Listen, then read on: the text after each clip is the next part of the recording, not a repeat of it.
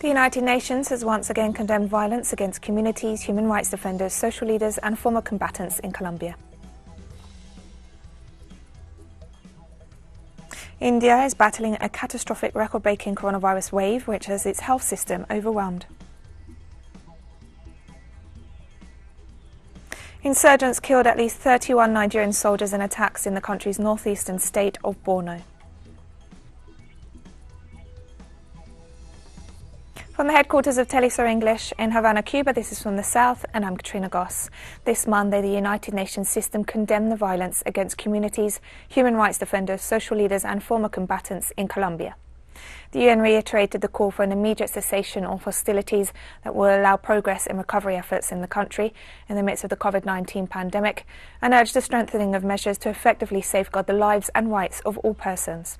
The statement detailed that these violent events, which seriously impact on the lives of people and communities, are occurring in territories with the presence of illegal armed groups and criminal organisations, and stressed the unlawful economic activities where there is recruitment of minors and with limited presence of governmental representatives. Finally, the organisation reiterated its solidarity with all victims and stressed that it will continue to accompany communities, ethnic authorities and state entities to address common concerns, overcome the conflict and advance in the consolidation of peace in Colombia.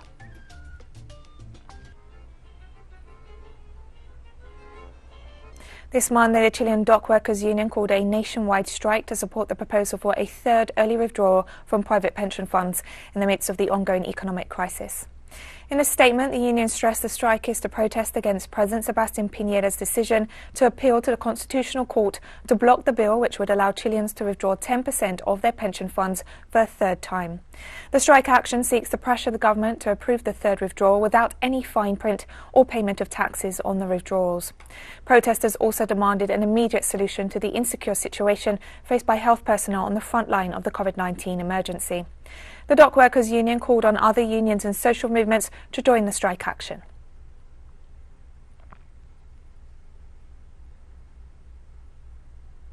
And coinciding with the national strike action by dock workers, members of the decent housing movement and residents of several districts of the country demanded that the government approve an emergency housing plan and a basic minimum income in the face of the economic crisis aggravated by the COVID-19 pandemic.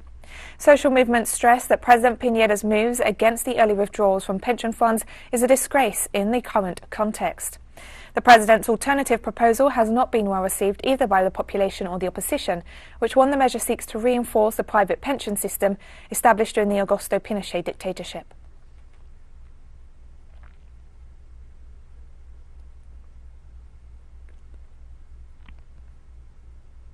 This Monday saw the first sessions of the 20th Global Summit of the World Travel and Tourism Council, which is being held in Cancun, Mexico. The event seeks to boost the recovery of the tourism sector on an international scale after the major impact of the COVID-19 pandemic.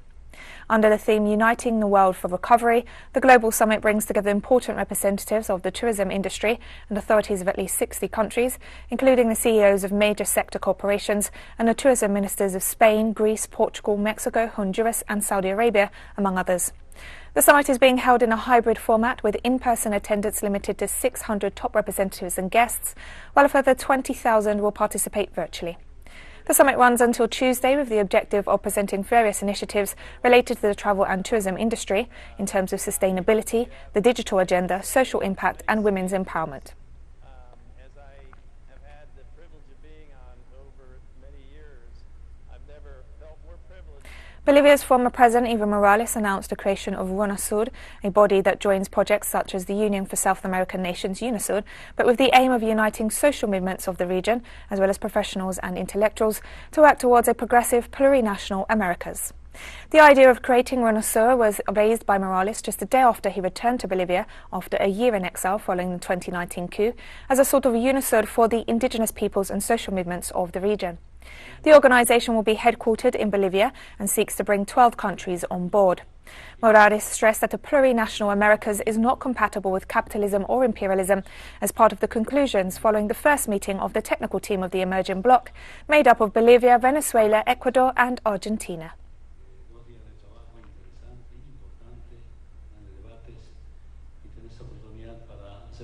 On Sunday, Venezuelan President Nicolas Maduro announced that the United States government delivered billions of dollars of the country's funds that were illegally frozen abroad to extreme right-wing sectors of the Venezuelan opposition.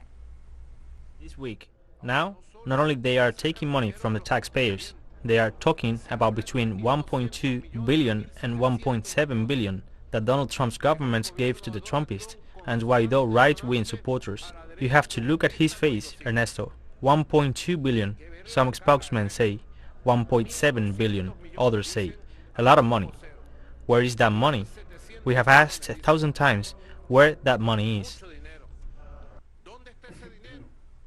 The Venezuelan president also said that polls show that the majority of the population rejects the acts of extremist sectors of the opposition caught up in constant corruption schemes.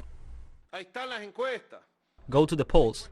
The polls are very conclusive. More than 85% of Venezuelans reject that mafia leadership of Guaidó, dedicated to money, to business, to mafias, to tax havens.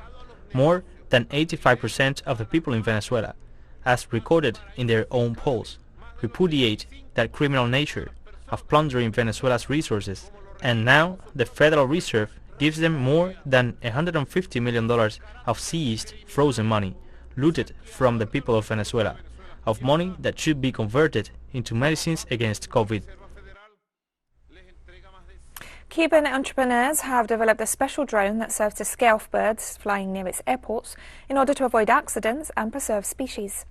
The difference with other similar hawk simulating equipment developed elsewhere in the world is that 80% of the model's components are handmade in rustic workshops, thus overcoming the obstacles imposed by the US blockade on the island. With a wingspan of 1.3 meters and a length of 65 centimeters, the device can fly autonomously for 1 hour. The team behind the drone, which has a passion for aircraft and unmanned vehicles, is made up of 5 engineers and 3 technicians from different specialities. They started out in 2017 in a garage that became not only their workshop but also their office.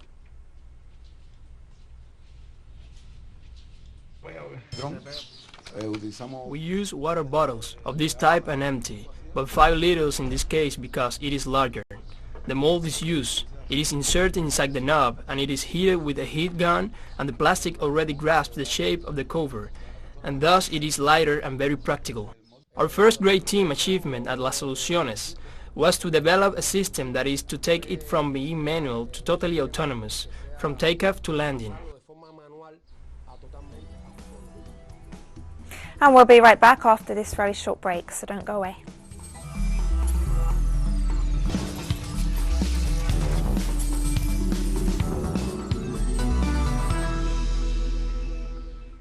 Welcome back to From the South. India is battling a catastrophic record-breaking coronavirus wave that has overrun hospitals and has crematoriums working at full capacity. A surge in recent weeks has seen patients' families taking to social media to beg for oxygen supplies and the locations of available hospital beds, while forcing the capital, New Delhi, to extend a week-long lockdown. The country of 1.3 billion people has become the latest hotspot of the pandemic that has killed more than 3 million people worldwide. France, Germany and Canada have pledged support to India, which recorded over 352,000 new infections and more than 2,800 fatalities on Monday.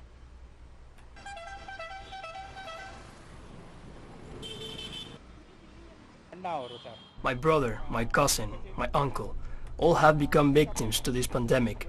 Please try to understand our mental state at this moment in our family. How can we live, and how will you inspire us to live? Can our government inspire us? The Cuban coronavirus vaccine Soberana 02 will start the 3rd clinical trial phase in Iran.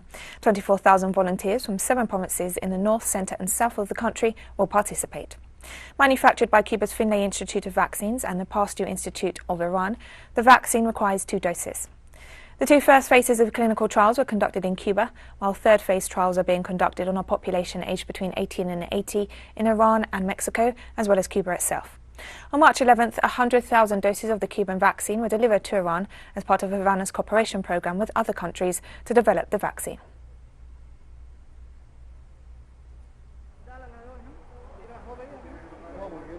Turkish President Recep Tayyip Erdogan on Monday announced a full lockdown from April 29th to May 17th to fight a surging 3rd wave of coronavirus infections. The nation of 84 million has seen daily COVID-19 death tolls rise to around 350, higher than during 2 previous spikes last year. More than 37,000 new infections were reported on Monday, representing the highest daily figure in Europe, but still down from the peak of nearly 60,000 reported earlier this month. Travel between different regions of the country will be restricted, and supermarkets will also be closed on Sundays for the first time.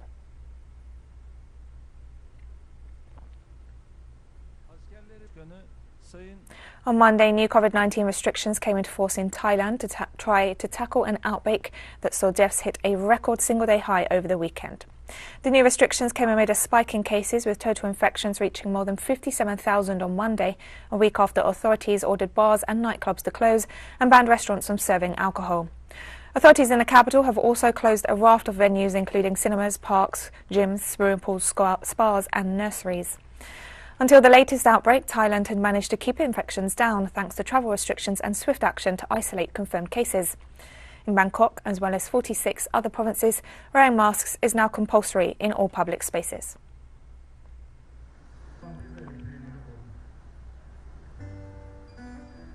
In Africa, the number of confirmed COVID-19 cases registered since the beginning of the pandemic has now exceeded 4.5 million. The information was released by the Africa Centres for Disease Control and Prevention. The health agency informed that the countries with the greatest number of COVID-19 cases are South Africa, Morocco, Tunisia, Ethiopia and Egypt. The southern region of the African continent is the most affected by the virus, according to official figures. Meanwhile, countries like Zambia, Angola and Namibia continue their vaccination programs in an effort to contain the spread of the virus. However, a shortage of vaccines and uneven distribution globally are affecting the process.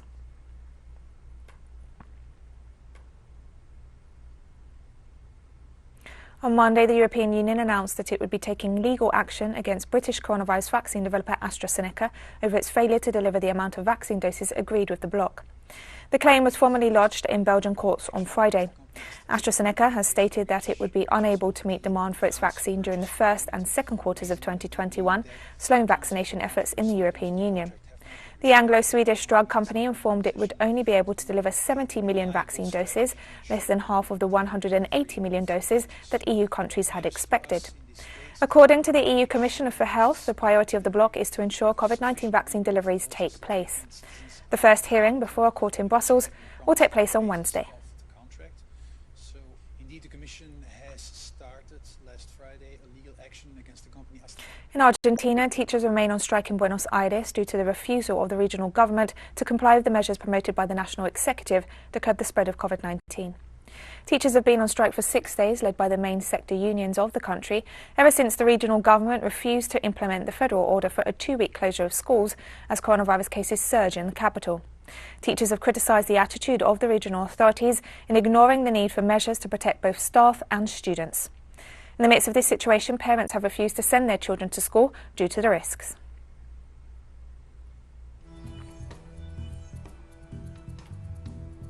And we have more stories coming up after this final short break, so stay with us.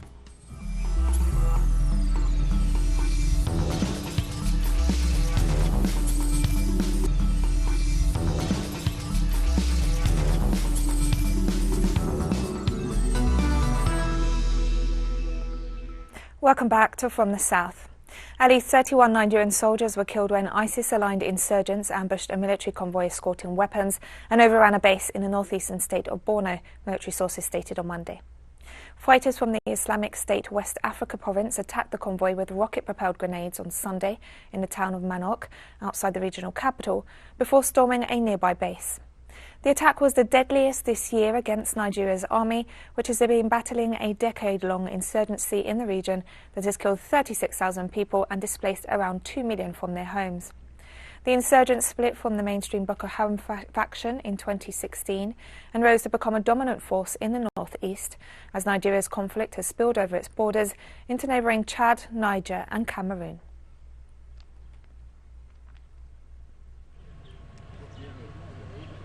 On Monday, Chad's new military junta appointed former Prime Minister Albert Brahimi Padeki to lead the transitional government.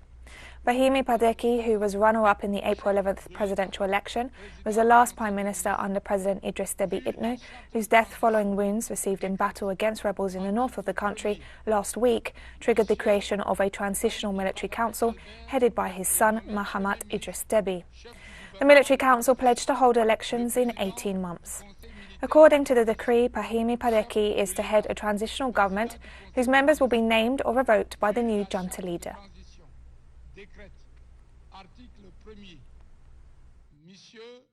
The President of the Transitional Military Council, Head of State, President of the Council of Ministers. In accordance with the Transitional Charter, Decrees, Article 1, Mr. Pahimi Padake Albert is appointed as Prime Minister, Head of the Transitional Government. On Sunday night, Iraqi residents took to the streets calling for the government to hold those responsible for a deadly fire at a Baghdad hospital accountable. The accidental blaze on Saturday was sparked by an oxygen tank that exploded.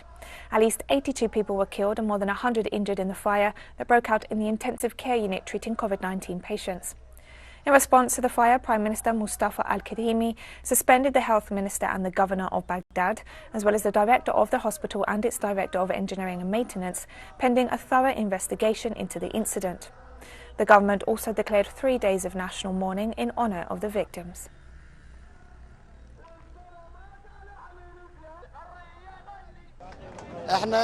We, the people of Karbala, took to the streets to denounce what happened in Ibn al-Khatib hospital and demand the resignation of the health minister because 82 martyrs were killed and 110 were injured, and this is a mismanagement from the hospital. Albania's ruling Socialist Party, led by Prime Minister Edi Rama, won 49.32% of the votes in Sunday's parliamentary election, according to preliminary results revealed on Monday. The party's main opponent, the Democratic Party, secured almost 39% of votes, according to the preliminary count results released by the Central Election Commission. The Socialist Movement for Integration came third with 7% of the vote. Meanwhile, the Democratic Party and the Socialist Movement for Integration have signed an agreement to partner in the potential formation of a government after the elections. An amendment to Albania's election law adopted last year bans pre-election coalitions.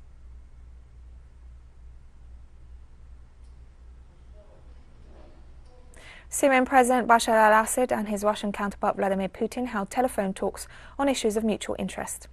According to local media, the two heads of state addressed a wide range of issues and their bilateral relations, especially at the economic and trade level. They also discussed joint cooperation in the face of the COVID-19 pandemic and Russia's determination to provide additional vaccines as well as assistance to help the Syrian people to cope with the outbreak. Internal political issues such as the work of the Syrian Constitutional Committee, as well as the Western pressures being exerted to disrupt the process to redraft the constitution and seek a political solution to the ongoing conflict, were also addressed.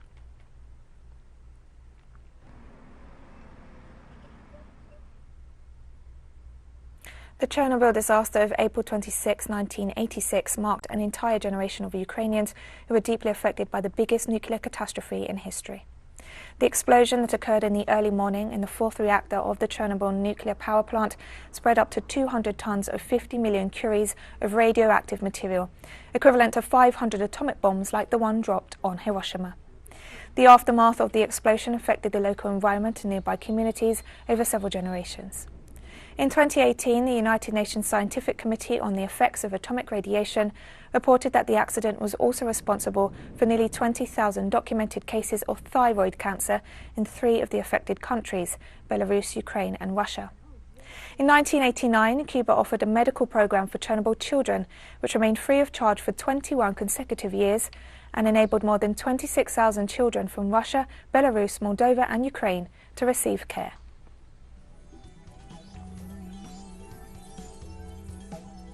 And we've come to the end of this news brief, but remember you can find these and many other stories on our website at telesurenglish.net. You can also join us on social media. We're on Facebook, Twitter, Instagram and Telegram. For TeleSUR English, I'm Katrina Goss and thank you for watching.